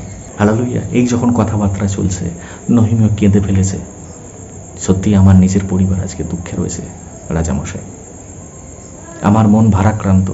এই ভার আমি আর বহন করতে পারছি না, এই দুঃখের ভার আমি আর বহন করতে পারছি না। 4 পদে কি বলছে? তখন রাজা আমাকে প্রশ্ন করলেন, তুমি আমাকে দিয়ে কি করাতে চাও? রাজা বলছে, তোমার ফ্যামিলি মানে আমার ফ্যামিলি, তোমার পরিবার মানে আমার পরিবার, তোমার নিজের দেশ মানে সেই দেশ আমারও। কারণ তুমি আমার জন্য যেটা করেছো সেটা কেউ করে না। তুমি নিঃস্বার্থভাবে আমার সেবা করেছো। তুমি কোনো লোভ করনি, কখনো আমার বিরুদ্ধে তুমি কোনো খারাপ কথা বলোনি। তোমার নিষ্ঠার জন্য আমি সব কিছু করতে পারি। বলো তুমি, আমি তোমার জন্য কি করব? তুমি যেটা বলবে আমি সেটা করব। আমার কাছে অনেক টাকা পয়সা আছে, আমার কাছে অনেক ধন সম্পত্তি রয়েছে। বলো তোমার দেশকে কি করতে হবে, বলো জেরুজালেমকে কি করতে হবে, আমি নিজে করে দেবো। টাকা দেবো? তোমার টাকা চাই? তোমার সম্পদ চাই? সেটা দেব। কি চাই বলো? কি লেখা আছে দেখি। আমি আমার ঈশ্বরকে প্রার্থনা করে রাজাকে বললাম, রাজা যদি আমাকে নিয়ে সত্যি খুশি থাকেন এবং তার যদি ইচ্ছা হয়, তবে দয়া করে আমাকে জিহুদিয়ায় জেরুজালেমে পাঠান, যে শহরে আমার পূর্বপুরুষরা সমাধিস্থ হয়েছিলেন, যাতে আমি শহরটি আবার গড়ে তুলতে পারি। হালেলুয়া। নহিমে কি বলেছে জানেন? রাজামশাই, আমার কিচ্ছু চাই না। আমি আমার নিজের দেশে যেতে চাই। আমি আমার নিজের দেশে গিয়ে ওই দেশটাকে আবার যেমন দেখে এসেছিলাম সেই রকম গড়ে তুলতে চাই। আমার টাকা চাই না, আমার পয়সা চাই না, আমাকে কয়েকদিনের জন্য ছুটি দিন। আমি আমার নিজের দেশে চাই। আমার বন্ধু বান্ধব, আমার আত্মীয় পরিজনকে একটু আমার চোখের দেখা দেখে আসি। তাদের দুঃখটা জানি না কতটা দূর করতে পারবো, তাদের অন্তত এই দুটো হাত দিয়ে কিছুটা হলেও তো সাহায্য করতে পারবো। আমাকে অনুমতি দিন, আমি আমার নিজের দেশে যেতে পারি। হালেলুয়া। 6 পদে বলছে, মহারাজের পাশেই রানী বসেছিলেন। মহারাজের পাশেই রানী বসেছিলেন। তারা দুজন আমাকে জিজ্ঞাসা করলেন, তোমার এই সফরের জন্য কত সময় লাগবে? কবে আবার তুমি এখানে এসে পৌঁছাতে পারবে? রাজা যেহেতু আমায় খুশি মনে বিদায় দিলেন, আমি তাকে একটি নির্দিষ্ট সময়ের মধ্যে ফিরে আসার প্রতিশ্রুতি দিলাম। রাজা আর রানী এত তাকে ভালোবাসে, বলছে তুমি যাও, তবে দয়া করে আবার ফিরে এসো। কারণ তোমার মতো এত ভালো বন্ধু, এত ভালো বিশ্বস্ত কর্মচারী, এত ভালো দাস আমি আর কাউকে পাবো না। আর তোমার জায়গাটা তোমারই থাকবে। তুমি যখন ফিরে আসবে, তুমি আমার এই জায়গাতেই চাকরি করবে। তোমাকে আমি এই জায়গাতেই দেখতে চাই, তাহলে তুমি আমার কাছে কাছে থাকতে পারবে। তোমার যা কিছু লাগে নাও, আর নিয়ে তুমি তোমার দেশে যাও। এখন তোমার বিপদে তোমার উচিত তোমার দেশে তোমার নিজের বন্ধুদের, নিজের ভাইদের কাছে থাকা। তুমি যাও, গিয়ে সেই ভাইদেরকে সাহায্য করো। কিছু লাগলে আমাকে বলতে দ্বিধা করো না, আমি তোমার জন্য সব কিছু করতে পারি। হালেলুয়া। তারপর কি লেখা রয়েছে? 7 পদে বলছে, আমি রাজাকে এও জিজ্ঞাসা করলাম, রাজা যদি সন্তুষ্ট থাকেন, দয়া করে আমাকে কয়েকটা চিঠি দিন। তখন নহিমী বলছে, প্রভু আপনি যখন এত করে বলছেন যে কিছু দেবেন, না না, আমাকে কিছু পয়সা দিতে হবে না, আমাকে কিছু ধন সম্পদ সোনাদানা গয়নাগাটি দিতে হবে না, আমাকে কিছু কাপড় চোপড়ও দিতে হবে না, আমাকে কয়েকটা চিঠি লিখে দেবেন। বলছে চিঠি কি হবে? বলছে না, আমি কয়েকজনের নাম বলছি, সেই নামেতে আপনার সিলমোহর করা কয়েকটা চিঠি লিখে দিন। আমি যা যা বলছি সেগুলো আপনি লিখে দিন। আর এটা যদি লিখে দেন তাহলে আমি অত্যন্ত খুশি থাকবো, আমি অত্যন্ত বাধিত থাকবো। রাজা বলল, আজীব ছেলে, একে আমি বলছি তোর কি চাই তুই বল, আমি তোকে দেবো। এ চায় না কিছু, কোনো লোভ নেই তোর মধ্যে। এই দুর্দিনের সময় আমি তোকে সাহায্য করতে চাইছি আর তুই নিতে চাইছিস না। হালেলুয়া। হ্যাঁ, নহিমীও এরকমই ছিল। সে তার নিজের দেশের জন্য এতটা দুঃখের মধ্যে ছিল, কিন্তু সে তার বেতনের থেকে একটাও টাকা বেশি চায়নি। সে বেতনের থেকে একটা টাকাও বেশি চায়নি। আর এখন দেখুন, লক্ষ্মী ভাণ্ডারের জন্য কত লম্বা লাইনের ভিড় পড়েছে, সরি জোকস ব্যাপারটা। হ্যালো ভাইয়া, লক্ষ্মী ভাণ্ডারের জন্য এত লাইন পড়েছে, সে মারামারি চলছে 500 টাকা পাওয়ার জন্য। আর এই নহিমিও, সে তার বেতনের থেকে 1 টাকা বেশি নিতে চায় না, বলছে আমার কয়েকটা চিঠি হলেই হবে, আপনি শুধু আপনার সিলমোহর করা একটা চিঠি আমাকে দিয়ে দিন। রাজা বলল, ঠিক আছে, তুমি যেমন যেমন বলছো তেমন তেমনই হবে, কিন্তু তোমাকে কিন্তু যে সময় তুমি বললে ওই সময়ের মতো তোমাকে কিন্তু ফিরে আসতে হবে, কারণ তোমার জায়গা আমি কাউকে আর দিতে পারবো না। বলছে দিন যাতে জিহুদা যাওয়ার পথে ফরাত নদীর পশ্চিম পাড়ের অঞ্চল পার হওয়ার সময় আমি রাজ্যপালেদের দেখাতে পারি। বলছে সেই এলাকায় আমি যখন নদী পেরিয়ে যাব, আমি যেন সেই এলাকা যে রাজ্যপালের মধ্যে দিয়ে আমি যাব, যেন তাদেরকে আমি ওই চিঠিগুলো দেখাতে পারি। কি করতে পারি? চিঠিগুলো দেখাতে পারি। হঠাৎ করে চিঠি দেখানোর কথা কেন আসছে বলুন তো, পরে বলছি আমি ওটা। আর কি বলছে, এছাড়াও আপনার বন বিভাগের আধিকারিক আসবকে উদ্দেশ্য করে লেখা একটি চিঠিও আমার দরকার, যাতে সে আমাকে শহরের ফটকগুলি, শহরের প্রাচীর সমূহ, মন্দিরের দেয়াল সমূহ ও আমার নিজের বাসস্থান নির্মাণের জন্য আমাকে কাঠ দেয়। রাজা আমাকে সবকিছু প্রয়োজনীয় চিঠি দিয়ে অনুগৃহীত করলেন। ঈশ্বর আমার প্রতি সদয় ছিলেন বলেই রাজা আমার জন্য এসব করেছিলেন। হালেলুয়া। রাজা ঠিক সেরকম চিঠি লিখে দিল। আর নহিমি বলল, আরেকটা কাজ করো, জিহুদিয়ার মধ্যেই যে অশব থাকে, আর সেই বন জঙ্গলের ভার অশবের ওপর রয়েছে, বলছে সেই অশবের উদ্দেশ্য একটা চিঠি দাও, যাতে ওই প্রাচীর তৈরি করতে তো অনেক কাঠ লাগবে, বা বাড়ি ঘর তৈরি করতে অনেক কাঠ লাগবে, যেন সেই কাঠ ও আমাকে প্রদান করতে পারে, সেই একটা চিঠি লিখে দিন। হালেলুয়া। তাদের টাকা পয়সা রয়েছে, তারা বন বিভাগের মালিক। যে রাজ্যপালের কথা বললাম, সেই রাজ্যপালের টাকা পয়সা রয়েছে, কিন্তু তারা কেউ জেরুজালেমের মন্দিরকে, জেরুজালেমের পাঁচিলকে, জেরুজালেমের দরজাকে কেউ সারতে আসেনি। তারা সবাই টাকার কুমির হয়ে বসে রয়েছে। কেন জানেন? কারণ ভাবছে আমি কেন টাকা খরচা করতে যাব, ও কেন টাকা দিচ্ছে না। সবাই নিজেরটা বাঁচিয়ে রেখে ভাবছে ও হয়তো করে দেবে, সে হয়তো করে দেবে, কিন্তু কেউ করে দিচ্ছে না। আর জেরুজালেমের মধ্যে যারা রয়েছে তারা অসহায় না খেতে পেয়ে মরছে। যারা ওই রাজ্যের বাইরে যে সকল রাজ্যপালেরা রয়েছে, রাজ্যপাল মানে চিন্তা করে দেখুন তারা কত টাকার মালিক, তারা টাকা নিয়ে বসে রয়েছে, কিন্তু তাদের নিজেদের শহর যে ধ্বংসস্তূপ হয়ে পড়ে রয়েছে, কেউ সারাচ্ছে না। কেন? কারণ ওই রাজ্যপালেদের মধ্যে একতা নেই। সবাই ভাবছে আমি কেন টাকা খরচা করবো, ও করুক, আমি কেন টাকা দেবো। হালেলুয়া। শুনতে খারাপ লাগলে এটাই সত্যি, আমাকে ক্ষমা করবেন যদি কেউ এরকম পরিস্থিতির মধ্যে পড়ে থাকেন। এটাই হচ্ছে না, একটা পরিবারে 4টে হয়তো ছেলে মেয়ে রয়েছে, মা বাবার মধ্যে হয়তো কেউ একজন মারা গিয়েছে, আর একজন হয়তো বেঁচে রয়েছেন, হয় মা নয়তো বাবা, আর তার হয়তো প্রচুর শরীর খারাপ। তখন ছেলে মেয়েদের মধ্যে হয় না কোনো ফ্যামিলিতে, আমি কেন খরচা করে হসপিটালে নিয়ে যাব, দাদা রয়েছে তো নিয়ে যা। দাদা ভাবছে ওই ভাই রয়েছে তো নিয়ে যা। ওই ভাই ভাবছে আমি তো একটা কম টাকার চাকরি করি, ও তো বিশাল বড় বিজনেসম্যান, ও কেন সারাচ্ছে না, ও কেন নিয়ে যাচ্ছে না। হালেলুয়া। এইরকম তু ম্যায় করতে করতে শেষ পর্যন্ত আর ওই মাকে বা ওই বাবাকে বাঁচানো যায় না। কেন জানেন? কারণ শুনতে খারাপ লাগলো এটাই সত্যি, ছেলেদের মধ্যে একতা নেই।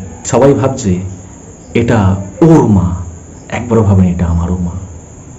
হালেলুয়া। সবাই ভাবছে এই দেশটা ওর দেশ, ওই দায়িত্বটা ওর দায়িত্ব, একবার এটা ভাবছে না এই দেশটা আমারও কিছু কর্তব্য আছে এই দেশটার জন্য কিছু করার, আমার যতটুকু সামর্থ্য আমি করবো এই দেশের জন্য। হালেলুয়া। আজকে মণ্ডলীরও ঠিক একই অবস্থা। মণ্ডলী উচ্ছনে যাক, আমি যাচ্ছি, প্রার্থনা করব, চলে আসবো, আমারও তো কিছু দেখার দরকার নেই। আজকে মণ্ডলীর গৃহ ভেঙে পড়ে যাচ্ছে, তার চাল থেকে ফুটো জল পড়ছে, ও পড়ছে পড়ুক, আমি যাচ্ছি রবিবার, প্রার্থনা করব, চলে আসবো, আমার তার দেখার কিছু নেই। আজকে মণ্ডলীর নিজস্ব মণ্ডলী বলে কিচ্ছু নেই, গাছতলাতে প্রার্থনা চলছে, বর্ষার সময় বসার জায়গা নেই, তাতে আমার ঘোড়ার ডিম। আমি যেমন যাই, যেদিন বর্ষা হবে সেদিনকে যাব না, যেদিন শুকনো থাকবে সেদিনকে যাব, প্রার্থনা করে চলে আসবো। আমরা ভাবছি যে মণ্ডলীটা ওদের মণ্ডলী, যে পাস্টার প্রচার করছে তার মণ্ডলী। একবার আমি ভাবছি না যে এই মণ্ডলীটা আমারও, কারণ আশীর্বাদ আমিও পাই সেখান থেকে। পরিবারটা আমারও, কারণ এই পরিবারের আমিও একজন মেম্বার। আমাদের মণ্ডলী, আমাদের চার্চ, এটা হচ্ছে আমাদের পরিবার। আমরা কখনো ভাবি আমাদের মণ্ডলীকে ঠিক করার জন্য, আমরা কখনো ভাবি আমাদের মণ্ডলীর উন্নতির জন্য। আমরা তখন ব্যস্ত হয়ে আছি, ও আমাকে ওই কথা বলেছিল, ও আমাকে সেই কথা বলেছিল, ওর কথা আমি শুনবো না, আমি যদি টাকা দিই তাহলে এখানে একটা পাখা হবে, আমি তার রোজ আসবো না, সেদিন তাহলে ও এসে হাওয়া খেয়ে যাবে, আমি কেন মণ্ডলীর জন্য একটা পাখার ব্যবস্থা করব। আমি কেন মণ্ডলীর সাউন্ড সিস্টেমের জন্য পয়সা দেবো, আমি কেন মণ্ডলীর এর জন্য এটা দেবো, আমি কেন মণ্ডলীর এটা দেবো, ও তো এত লোক আছে দিতে পারছে না, আমি কেন দেবো? এই আমি কেন দেব এটা যখনই আমরা ভাবি তখনই আমাদের মধ্যে স্বার্থপরতা চলে আসে। আমরা তখন প্রত্যেকে স্বার্থপর হয়ে যাই। আমরা যখন প্রভুর কাছে প্রার্থনা করি, কই এটা তো প্রার্থনা করি না, প্রভু তুমি আমাকে কেন গাড়ি দেবে, আগে সবাইকে দাও তারপর আমাকে গাড়ি দেবে, এই প্রার্থনা করি কি না? আগে আমাকে গাড়ি দাও, আগে আমাকে বাড়ি দাও, আগে আমাকে চাকরি দাও, তারপর তুমি কাকে না দেবে জানি না। কিন্তু যখন আমার দেবার পালা আসে, আগে সবাই দিক তারপরে আমি দেব, আগে সবাই সাহায্য করুক তারপর আমি সাহায্য করব। আমি কেন গিয়ে বারবার ঝাড়ু দেবো, আমি কেন গিয়ে বারবার এই কাজটা করব, আমি কেন গিয়ে বারবার এই দায়িত্বটা পালন করব? আমাদের দায়িত্ব মণ্ডলীকে সকলের কাঁধে বয়ে নিয়ে চলা। আমাদের দায়িত্ব, যেহেতু জেরুজালেমের বসবাস করছি আমরা, সেই জেরুজালেমের প্রত্যেকটা ঘর যেগুলো ভেঙে গেছে সেই প্রত্যেকটা ঘরকে গড়ে তুলে দিতে আমাদের প্রত্যেককে সাহায্য করতে হবে। যে জেরুজালেমের মন্দির ভেঙে গিয়েছে সেই মন্দিরকে আবার গড়ে তুলতে হবে, যে জেরুজালেমের পাঁচিল ভেঙে গিয়েছে সেই পাঁচিলকে আবার গড়ে তুলতে হবে। কি করে উঠবে আমি জানি না, কিন্তু যেটা করতে হবে তার জন্য আমার যতটুকু সামর্থ্য তা আমি ততটুকু সাহায্য করব। তবেই তো আমার সমস্যার সময় সে এসে সাহায্য করবে। হালেলুয়া। নহিমিও রাজার থেকে কিচ্ছু নেয়নি, চলে গেছে সোজা। এরপরে আপনি পড়ে নেবেন, আমি আর পড়ছি না, কেননা সময় নেই আমার কাছে। হালেলুয়া। নহিমি চলে গেল জেরুজালেমে। কতটা পথ সে অতিক্রম করে যাচ্ছে, দিনের পর দিন সময় লেগে গেল যেতে। আর যখনই ওই রাজ্যপালেদের কাছে গেল, সবার থেকে সাহায্য চেয়ে বেড়াচ্ছে, তুমি কিছু সাহায্য করো, তোমার অনেক টাকা আছে। জেরুজালেমের লোকেদের নিজেদের টাকা পয়সা নেই যে তারা নিজেদের ঘর বানাবে। আরে বাবা, তাদের ঘরটা না বানাতে দাও, জেরুজালেমের যে পাঁচিল সেটা বানানোর জন্য দাও, সেটা তো কারো ব্যক্তিগত নয়। কিছু তো দাও, কিছু তো সাহায্য করো। আরে বাবা, এটা তোমারই শহর, তুমি এই শহরেরই রাজ্যপাল, তুমি আজকে ভালো পজিশনের মধ্যে রয়েছো, তুমি কিছু করতে পারছো না। সবাই বলছে না, আমি দেব না। দেখো, তোমাকে ভালোভাবে বললাম, তুমি দিলে না, তো এবারে দেখো আমি তোমায় কি বার করছি। তখন সে ন্যাক থেকে রাজার দেওয়া চিঠি, সিলমোহর করা চিঠি বার করছে। এই দেখো রাজা কি লিখেছে, তুমি যদি সাহায্য না করেছো তোমার দেশকে ঠিক করার জন্য, তাহলে এই রাজা তোমার যা কিছু আছে সব কিছু কেড়ে নেবে। তখন হচ্ছে, হিরে রাজা এই চিঠি লিখে পাঠিয়েছে, আর রাজা তো আমার থেকে শক্তিশালী, তাহলে কি করতে হবে? না বাবা, নহিমি যা চাইছে সেটা আমি দিয়ে দিই। তারা ইচ্ছা করে দিল না, তারা রাজাকে ভয় পেয়ে সাহায্য করার মতো যা টাকা দেবার কথা সে টাকা দিল। ওই যে আসব, সে এতদিন কাঠ দেয়নি মন্দির গড়ে তোলার জন্য, পাঁচিল গড়ে তোলার জন্য, দরজা গড়ে তোলার জন্য। সে বন জঙ্গলের আধিকারিক হওয়ার সত্ত্বেও সে যখনই এই রাজার চিঠি দেখলো তখনই সে সুরসুর করে টাকা বার করে দিল, তখনই সে সুরসুর করে কাঠ দেওয়ার জন্য রাজি হয়ে গেল। যত রাজ্যপাল ছিল এতক্ষণ সবাই তুতু ম্যায় করছিল, কিন্তু যখনই সেই চিঠিগুলো দেখলো সবাই তখন বলল, যাও, তোমার টাকা লাগে টাকা নাও, তোমার পয়সা লাগে পয়সা নাও, তোমার ইট লাগে ইট নিয়ে যাও, বালি লাগলে বালি নিয়ে যাও, সিমেন্ট লাগলে সিমেন্ট নিয়ে যাও। হ্যালো হইয়া, সে কি এনেছিল? রাজার থেকে টাকা পয়সা আনেনি। আমার দেশ ভেঙেছে, আমার দেশ গড়বে, আমি আমার দেশের লোকেদের থেকে নিয়েই করব, বাইরে থেকে কিছু অন্য কারোর জিনিস এনে আমি আমার দেশ করব না। হ্যালো হইয়া, হ্যালো ভাইয়া। আজকে অনেকে মনে করে আমাদের মণ্ডলী খারাপ হয়ে গেছে, আমাদের দেশ খারাপ হয়ে গেছে, আমার পরিবার খারাপ হয়ে গেছে, কেউ যদি সাহায্য করে তো ভালো হয়। আমরা সরকারের অপেক্ষায় থাকি, সরকার যদি আমাকে সাহায্য করে তবে আমার বাড়িটা তৈরি হবে, যদি আমাদের উপর মহল সাহায্য করে তবে আবার মণ্ডলী হবে, যদি বিদেশ থেকে কোনো হেল্প আসে তবে আমার মণ্ডলীর এই জিনিসটা তৈরি হবে। আরে বাবা, আমি কেন পরের ভরসায় থাকবো রে বাবা? আমার নিজের যেটুকু আছে আমি কি সেটুকু দিয়ে সাহায্য করছি? একবার চেষ্টা করে দেখুন না, যতজন রয়েছে ততজন অল্প অল্প করে দিলে আপনার মণ্ডলী আগের থেকে আরো সুন্দর হয় কিনা। শুধু একটা নির্দিষ্ট পরিচালন করার লোকের দরকার, যে সবাইকে পরিচালনা করবে, যে সবাইকে সঠিক নির্দেশ দেবে, তার নির্দেশের আন্ডারে কাজ করতে হবে। আর না হলে আমরা শুধুমাত্র তুতু ম্যামে করতেই থাকবো, আমরা শুধুমাত্র লড়তেই থাকবো, আর আমরা শুধু বলতে থাকবো, আমি জানি সেটা দিয়েছি, আমি জানি সেটা দিয়েছি, এই নিয়ে আমরা অহংকার করতেই থাকবো। না, ওরকম লোক চাই না। ওই একজন এসেছিল নহিমিও, সে এসে সব কটা রাজ্যপালকে এক করেছিল। সে এসে নিজে অন্য কারোর উপর দায়িত্ব চাপিয়ে দেয়নি। আপনি পড়ে নেবেন, বাইবেলেতে লেখা আছে, সে নিজে সমগ্র পাঁচিল, ছোটখাটো পাঁচিল নয়, সমগ্র পাঁচিল সে নিজে গাধার পিঠে ঘোড়ার পিঠে করে ঘুরেছে রাত্রিবেলা। সে নিজে যেখানে ঘোড়া করে যাওয়ার জন্য সে নিজে হেঁটে হেঁটে পাঁচিলের চারিদিকে করেছে। আপনি পড়বেন, এখানে আপনি লিখে নিন, পড়ে নেবেন নহিমীয় 2 অধ্যায় 17 থেকে 18 পদ পড়ে নেবেন। আর কি পড়বেন? নহিমীয় 4 অধ্যায় 1 আর 2 পদ। আর কি পড়বেন?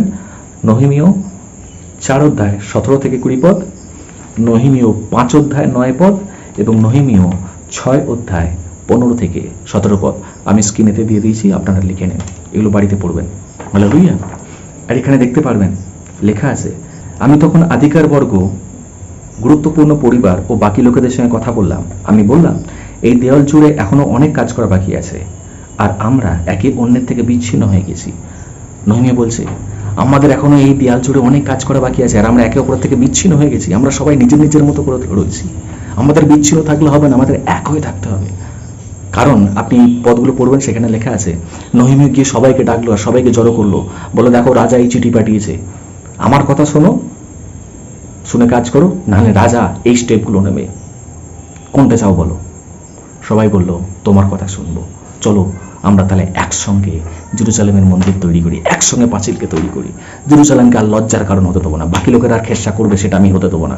আমার দেশের সম্মান আমার হাতে, আমি সেই সম্মানকে রক্ষা করব। প্রত্যেকে নিজে এবার উৎসাহিত হলো, প্রত্যেকে নিজে ঝাঁপিয়ে পড়লো। 2 অধ্যায় 17 আর 18 পদে লেখা আছে। আর শেষে 4 অধ্যায় 19 পদে বলছে, আমরা সবাই আলাদা থাকলে হবে না, আমাদের এক থাকতে হবে। যখন তারা এক হয়ে কাজ করা শুরু করেছিল না, সেই শত্রুরা আবার হাসাহাসি ঘেঁষা শুরু করেছিল। দেখো দেখো, ওরা আবার জেরুজালেমের পাঁচিল তৈরি করতে শুরু করেছে। ওরা কি মনে করছে ওদের অত টাকা আছে? ঘোড়ার ডিম আছে, অত টাকা আছে, কোমর পর্যন্তই উঠবে না তো অত উঁচু পাঁচিল। তারা বাইরে থেকে অনেক টিটকারি দিয়েছিল, তারা বাইরে থেকে অনেক খেসা করছিল, হাসাহাসি করছিল, কেউ কেউ এসে দেয়াল ভেঙেও পর্যন্ত দিয়ে গিয়েছিল। কিন্তু যতবার দেয়াল ভেঙেছে, নহিমীয় আবার সেটাকে কষ্ট করে আবার জোড়া দাপ্পি দিয়ে আবার বানানোর চেষ্টা করেছে। বারবার ব্যর্থ হয়েছে, বারবার চেষ্টা করেছে। শেষকালে সেই মিস্ত্রিরা কি বললো জানেন? আমাদের দেশকে ধ্বংস করতে দেবো না, যদি আমাদেরকে কন্যিক ধরতে হয় তাহলে এক হাতে আমরা তরোয়ালও ধরবো। কন্যিক জানেন তো? কন্যিক যেটা দিয়ে দেয়াল গাঁথা হয়। তারা এক হাতে যন্ত্রপাতি ধরেছিল দেয়াল গাঁথার জন্য, আর এক হাতে তরোয়াল নিয়েছিল, যাতে শত্রুরা এলে তার সঙ্গে লড়াই করতে পারে।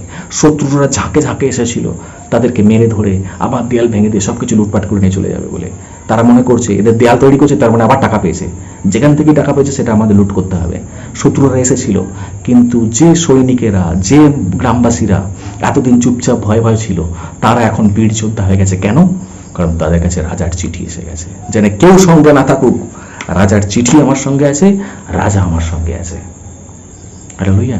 তখন তারা শক্তিশালী হয়েছিল, এক হাতে যন্ত্রপাতি আর এক হাতে তরোয়াল নিয়ে তারা যুদ্ধ করেছিল, আর যুদ্ধ করে সব শত্রুদের হারিয়েছিল, পাঠিয়ে দিয়েছিল। এবং শেষ পর্যন্ত সব বাধা বিপত্তি হারিয়ে, লেখা আছে নহিমীয় 6 অধ্যায় 15 আর 17 পদ, 52 দিন পর, কতদিন পর? 52 ডেজ, 52 দিন পর ইলুল মাসে, ইলুল মাসটা হচ্ছে 6 নম্বর মাস, ইলুল মাসে কাজ শুরু করার 52 দিন পর দেয়াল গাঁথার কাজ শেষ হলো। হালেলুয়া। ওই যে দেয়াল গাঁথা হচ্ছিল, 52 দিন পর দেয়াল গাঁথার কাজ শেষ হয়েছিল। আর কি লেখা আছে 16 পদেতে? তখন আমাদের সমস্ত শত্রু ও আশেপাশের সব জাতিগুলি জানতে পারলো যে দেয়াল নির্মাণের কাজ শেষ হয়েছে, তাই তারা তাদের সাহস হারিয়ে ফেললো। কেন? কারণ ওরা বুঝতে পেরেছিল যে আমাদের ঈশ্বরের সহায়তাতেই এই কাজ শেষ হয়েছে। তখন তারা বুঝতে পেরেছিল জেরুজালেমের যে ঈশ্বর আছে না, সেই ঈশ্বরের দ্বারাই হয়েছে। এতবার এত রকমভাবে এদেরকে দমানোর চেষ্টা করেছি, কিন্তু এরা দমায়নি, কিন্তু শেষ পর্যন্ত কাজ এরা করেই দেখালো। কারণ কারণ তাদের ঈশ্বর তাদের সঙ্গে রয়েছে। হালেলুয়া। আজকে কেন আমি এই গল্পটা বললাম, আজকে কেন আমি এইটা আলোচনা করলাম, যদিও আমি সবটা পড়িনি, আপনারা বাড়িতে পুরোটা পড়ে নেবেন। নহিমীয় এমন একজন ব্যক্তি যে দূরে থাকেও তার নিজের দেশের জন্য কাঁদছে, সে ভালো মন্দ খেয়েও তার ভাইদের জন্য কাঁদছে। হালেলুয়া। এমন আমাদের মতো লোকেদের পাওয়া যায় না। আছে কি? না, নেই। এই বাক্যের মধ্যে দিয়ে আমি দুটো শিক্ষা দিতে চাই। একটা শিক্ষা, আমাদের কি করতে হবে। দুটো শিক্ষা, ঈশ্বর কেন আজকে আমাদেরকে বলছে। আমি জানি না আপনি যে মণ্ডলীর অন্তর্গত, আমি জানি না আপনি যে চার্চের অন্তর্গত, সেই চার্চের অবস্থা কি। হয়তো চার্চের অবস্থা ভালো, কিন্তু হয়তো চার্চের অবস্থা খারাপ।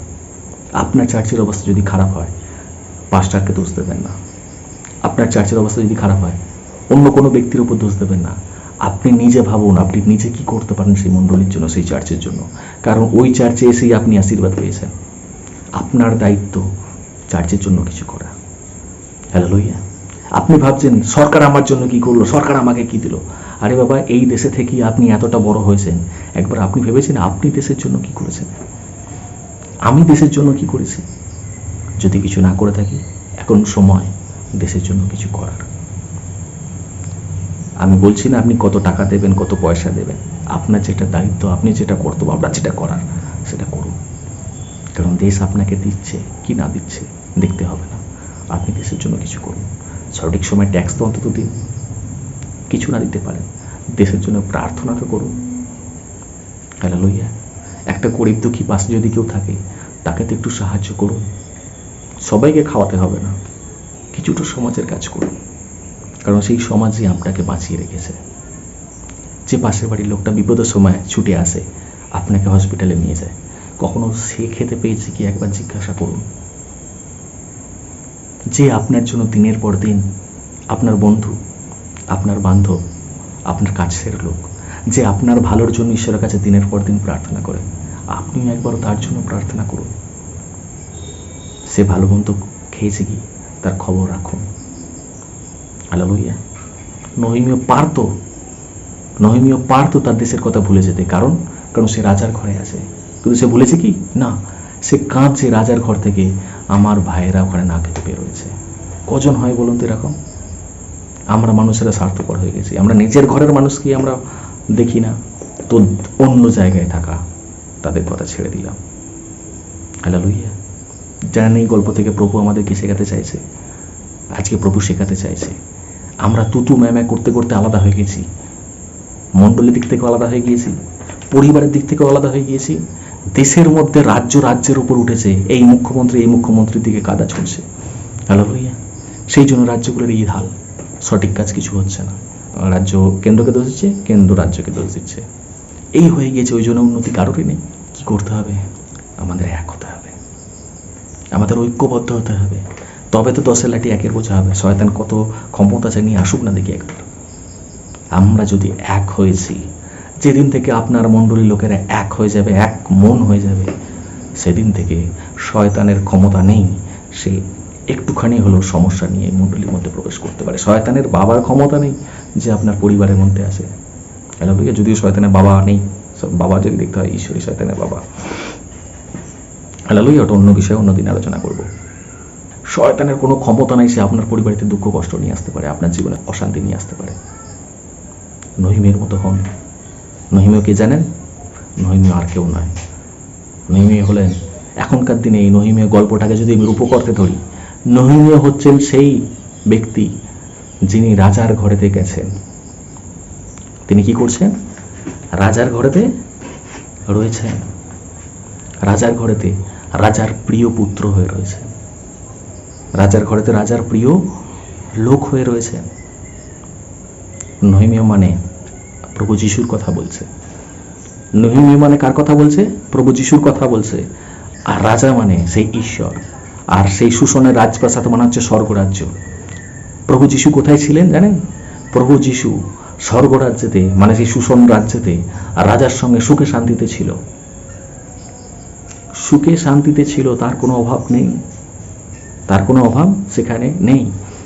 তিনি পৃথিবীতে এসেছিলেন, মানুষকে তৈরি করে গিয়েছিলেন, আদম হাওয়াকে। তিনি দেখলেন এরা খুব ভালো, এরা খুব ভালোভাবে চলতে পারে। সে সকল দেখে কিছু তিনি কিন্তু চলে গিয়েছেন রাজসভায়, মানে স্বর্গরাজ্যে চলে গিয়েছেন। সেখানে রাজার সঙ্গে রয়েছেন, রাজার সঙ্গে তার খুব ভালো সম্পর্ক। কিন্তু আদম হওয়ার পর থেকে মানুষ বাড়তে বাড়তে বাড়তে বাড়তে পৃথিবী একজন যাচ্ছে তাই হয়ে গিয়েছে। মানুষেরা যাচ্ছে তাই হয়ে গিয়েছে, একে অপরকে ধ্বংস করতে লেগে গেছে, একে অপর পরিবার ভাঙতে শুরু করে দিয়েছে, একে অপরের মণ্ডলী ভাঙতে শুরু করে দিয়েছে। নিজের স্বার্থের জন্য সবাই লড়াই করছে।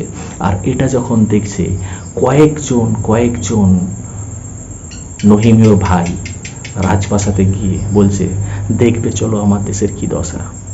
হালেলুয়া। কয়েকজন নহিমীয় ভাই মানে আমরা হচ্ছি সেই নহিমীয় ভাই। আমরা যারা এই ভিডিও দেখছি, আমরা যারা ঈশ্বরকে মানছি, আমরা যারা প্রভু যিশুকে মানছি, আমরা হচ্ছি সেই প্রভু যিশুর ভাইয়েরা, আমরা তার রিশতেদার, আমরা তার দেশের লোক, পৃথিবীর লোক। হালেলুয়া। আমাদের মতো কিছু লোক যারা আগে স্বর্গরাজ্যে গেছে, তারা গিয়ে যিশুকে বলছে, প্রভুকে বলছে, একবার কি দেখে আসো দেশের কি দশা, পৃথিবীর কি দশা। সেই দেখে প্রভু যিশু কিন্তু থাকতে পারেনি স্বর্গরাজ্যে। নহিমীয় যখন থাকতে পারেনি, ভালো খাবার ছিল তবুও কেঁদেছে, খেতে পারেনি, চলে এসেছে স্বর্গরাজ্য থেকে। তার নিজের দেশেতে, ঠিক তেমনই প্রভু যিশুও স্বর্গরাজ্যে থাকতে পারেনি। তিনি তার মানুষ হয়ে পৃথিবীতে চলে এলেন, স্বর্গের সমস্ত সুখ ছেড়ে একজন গরিব গোয়াল ঘরেতে জন্মগ্রহণ করলেন। তার সামর্থ্য ছিল, সে রাজা হয়েও, সে রাজার প্রিয় পুত্র হয়েও, প্রভু যিশু নিজে ঈশ্বরের সন্তান হয়েও 40 দিন উপবাস করেছে। সে আমাদের জন্য কেঁদেছে, আমাদের ভালো করার জন্য, আমাদেরকে করে তোলার জন্য, আমাদের যাতে কষ্টের মধ্যে না পড়তে হয়, আমাদের যাতে নরকের হাতে না পড়তে হয়, শয়তানের হাতে না পড়তে হয়, সেই জন্য সে যথাযথ চেষ্টা করে গেছে আমাদেরকে এক করার জন্য। স্বর্গ থেকে কি এনেছে? আপনার কি মনে হয় নহিমীয় যদি একবার রাজাকে বলতো, রাজা তুমি টাকা দাও, রাজা কি টাকা দিত না? হ্যাঁ, টাকা দিত, তাহলে সঙ্গে সঙ্গে ঘর হয়ে যেত, সঙ্গে সঙ্গে সবার পাঁচিল হয়ে যেত। কিন্তু করেছে কি না? করেনি। কেন? কারণ নহিমীয় চাইছিল, আমি যদি রাজাকে দিয়ে যদি এর করে দিই ঘর, তাহলে ওরা 2 দিন পর আবার স্বার্থপর হবে, আবার নিজেদের মধ্যে ঝগড়া করবে, আবার মারামারি করবে। আমি যদি ওদের হয়ে ঘর করে দিই, ঈশ্বর যদি, রাজা যদি ওদের জন্য পাঁচিল করে দেয়, তাহলে ওটার মর্ম ওরা বুঝবে না। ওরা নিজেরা খেটে যতক্ষণ না তৈরি করছে ততক্ষণ তার মর্ম বুঝবে না। ওই জন্য রাজা তুমি কিছু টাকা দেবে না, ওই জন্য রাজা তুমি কোনো কাঠ দেবে না, তুমি কোনো কিছু দেবে না, বরং তুমি চিঠি দাও, যে চিঠির ভয়েতে ওরা কাজটা করবে। নিজেরাই নিজেদের কাজ জোগাড় করবে, নিজেরাই নিজেদের টাকা পয়সা জোগাড় করবে, তবে তার মূল্য বুঝবে, তবে সেটাকে শত্রুর হাতে ধ্বংস হতে দেবে না, তবে সেটাকে তারা রক্ষা করবে। আমরা যদি ফ্রিতে সব কিছু পেয়ে যেতাম না, তাহলে আমরা তার মর্যাদা পেতাম না। ওই জন্য ঈশ্বরের কাছ থেকে আমরা যতই প্রার্থনা করি না কেন, ঈশ্বর সব কিছু সহজে দেয় না। কেন জানেন? কারণ আমরা সব কিছু সহজে পেলে না ঈশ্বরকে মর্যাদা দেবো না, সেই জিনিসটাকে মর্যাদা দেবো না। সেই জন্য ঈশ্বর আমাদের হাত দিয়েছে, আমাদেরকে সেটা অর্জন করে নিতে হবে। কি করে নিতে হবে? অর্জন করে নিতে হবে। হালেলুয়া। আমাদের মধ্যে কি নেই? একতা নেই, মণ্ডলীর মধ্যে একতা নেই, মানুষের একতা নেই।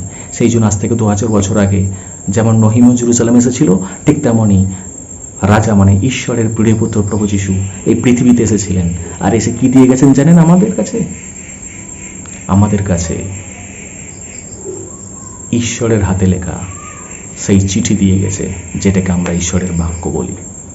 Hallelujah, hallelujah. সেই চিঠিগুলো কোনগুলো? এই যেগুলো আমরা পড়ি, মথি, মার্ক, লুক, যোহন, এগুলো হচ্ছে চিঠি। চিঠি মানে পুরাতন নিয়ম আর নতুন নিয়ম। হালেলুয়া। ঈশ্বর আমাদেরকে বাইবেল পুস্তক দিয়ে গিয়েছে, আর তার মধ্যে এক একটা চ্যাপ্টার হচ্ছে, এক একটা পুস্তক হচ্ছে সেই এক একটা চিঠি। সেই চিঠি আমাদেরকে দিয়ে গেছে। তিনি বলছেন, দেখো তুমি পড়ো আর নিজেরা মন পরিবর্তন করো, নিজেরা এক হও। আজকে ঈশ্বর আপনাকে, প্রভু যিশু সেই বাইবেল আপনার হাতে তুলে দিয়ে গেছে। আমরা পড়ছি, সব কিছু জানছি, এটা করলে না পালন করলে কি হবে, তবুও আমরা সেই একই ঝগড়া করছি, একই মারামারি করছি, একই দলাদলি করছি। তাহলে কোনো দিনও পাঁচিল তৈরি হবে না, আর শত্রুরা আসবে, আমাদেরকে মারধর করবে, আমাদেরকে কষ্ট দেবে। যদি চান শত্রুদের হাত থেকে বাঁচতে, তাহলে যে চিঠি আপনি পেয়েছেন, মানে যে বাইবেল পুস্তক আপনি পেয়েছেন প্রভু যিশুর দ্বারা, যে বাক্য আপনি পেয়েছেন, সেই বাক্যগুলোকে মানার চেষ্টা করুন। যদি না মেনেছেন, তাহলে রাজা এসে কিন্তু ঠিক খবর নেবে, আপনাকে কিন্তু সঠিক শাস্তি দেবে, নরকের আগুনে পুড়ে মরতে হবে। আপনি এখানেও সঠিক ঘর বাড়ি পেলেন না, ওখানে গিয়েও সঠিক ঘর বাড়ি পাবেন না। আপনি চিন্তা করে দেখুন আপনি কি করবেন। হ্যাঁ, আমি জানি আজকের ভিডিও অনেক লং হচ্ছে, আমি প্রথমেই বলেছি আজকের ভিডিও হয়তো লং হতে পারে, কিন্তু শুধরে যান। নহিমীয় তার জীবন দিয়ে দিয়েছে জেরুজালেমকে আবার গড়ে তোলার জন্য।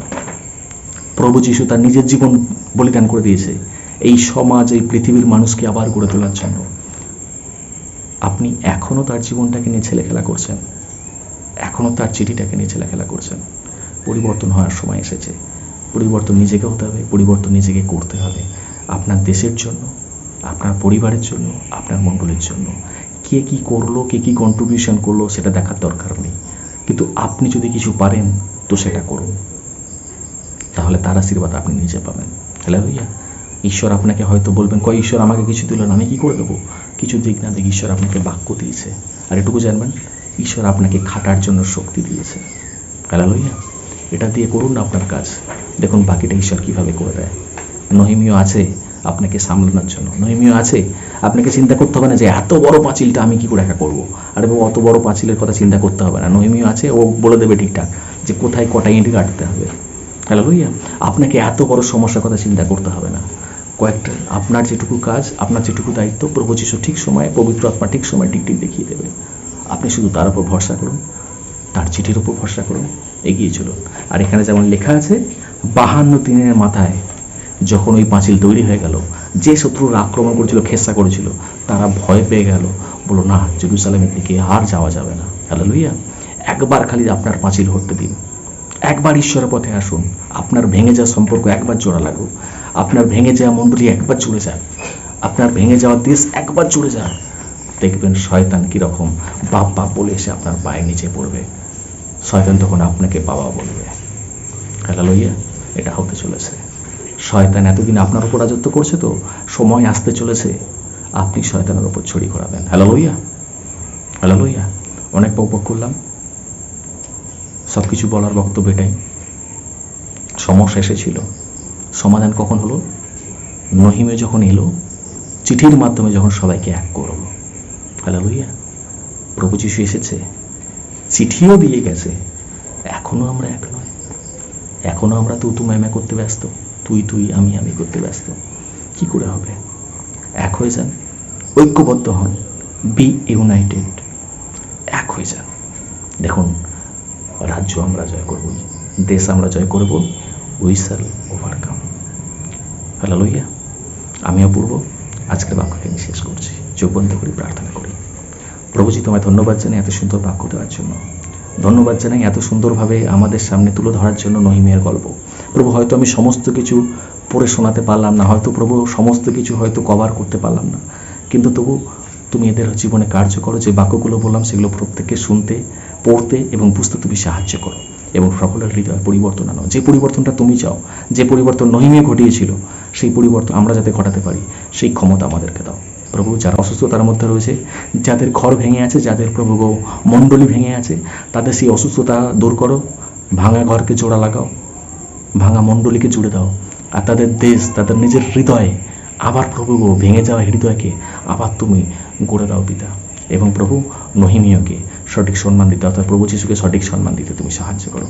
যে চিঠি পবিত্র বাক্যের ন্যায়, বাইবেলের ন্যায় আমাদের কাছে দিয়ে গেছো, সেই পবিত্র চিঠি অর্থাৎ সেই বাক্য যেন আমরা পড়তে পারি, সেই অনুসারে যেন আমরা চলতে পারি, আমরা যেন এক হয়ে চলতে পারি, আমরা যেন ভেদাভেদের রাজনীতি আর না করি, বরং আমরা যেন একত্রিত হওয়ার সমাজনীতি গ্রহণ করি, আমরা যেন একত্রিত হওয়ার তোমার সেই প্রেমের নীতি গ্রহণ করতে পারি। প্রার্থনা করি প্রভু, যারা কমেন্টে প্রার্থনা রিকোয়েস্ট লিখছে তাদেরকে আশীর্বাদ করো, তাদের সকল সমস্যা তুমি দূর করো, রোগ ব্যাধি তুমি দূর করে দাও। আমি প্রার্থনা করি প্রভু, যারা উপহার দিচ্ছে, দান সমস্ত দিচ্ছে, প্রভু তাদেরকে আশীর্বাদ করো, আর প্রভু তাদের মধ্যে তোমার নামের গৌরব মহিমা প্রশংসা হতে তুমি সাহায্য করো, তাদের কোলাহলকে পূর্ণ করো, তাদের অভাব অনটন দূর করো, আর তাদের ভেঙে যাওয়া সমস্ত কিছু আবার তুমি গড়ে তোলো, যাতে শত্রুরা ভয় পেয়ে যায়। তুমি কার্য করেছো, ধন্যবাদ জানাই। আগের সময় তোমার হাতে তোমার ইচ্ছে পরিচালনা করো। সমস্ত প্রার্থনা জীবিত ঈশ্বর প্রভু যিশু তোমার নামে চাইলাম, আমেন। হালেলুয়া। তো অনেকক্ষণ ধরে বকবক করলাম। আপনি যদি চান এই ধরনের বাক্য যাতে আপনি প্রতিদিন পাবেন, তো তাহলে আপনি স্ক্রিনে দেখতে পাচ্ছেন আমাদের টেলিগ্রাম লিঙ্ক আমি দিয়ে দিলাম, ডিসক্রিপশানে যান, আপনি আমাদের টেলিগ্রাম চ্যানেলে জয়েন করুন। সেখানে আমরা প্রতিদিনের আশীর্বাদের বাক্য আমরা শেয়ার করি, প্রতিদিনের আশীর্বাদের বাক্য আপনি পেতে পারেন এবং প্রভুর রাজ্যে এগিয়ে চলতে আরও অনুপ্রাণিত হতে পারেন। হালেলুয়া। এই ভিডিও ভালো লেগে থাকলে অবশ্যই আপনি নিচে লাইক করুন, এবং সবথেকে বড় বিষয় আপনার পরিচিত বিশ্বাসীকে শেয়ার করুন, যাতে তারাও আপনার সঙ্গে এক হয়ে আপনার পরিবারকে, আপনার মণ্ডলীকে যেন আগিয়ে নিয়ে যেতে পারে, একসঙ্গে যেন আমরা এগিয়ে চলতে পারি। হালেলুয়া।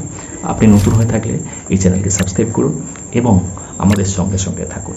আপনি যদি মনে করেন উপহার দেবো, দান দশমাংশ দেবো, তাহলে আপনি এখানে দেখতে পাচ্ছেন লেখা আছে ভালোবাসার উপহার পাঠান বলে একটা নিচে লিঙ্ক দেওয়া রয়েছে।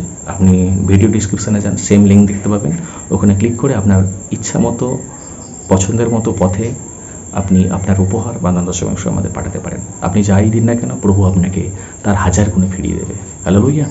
প্রভুকে সম্মান করুন, প্রভু আপনার ঘরকে বানাবে। আজকে আসি, খুব তাড়াতাড়ি নেক্সট ভিডিওতে দেখা হবে। জয় যিশু, টাটা।